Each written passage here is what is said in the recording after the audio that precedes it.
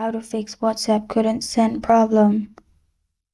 Hi everyone, it's Sophia to assist you today without any delay. Let's jump right in.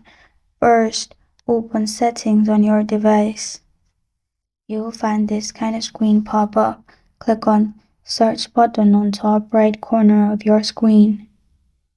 Then you'll find this kind of screen pop up. Simply search apps and notification.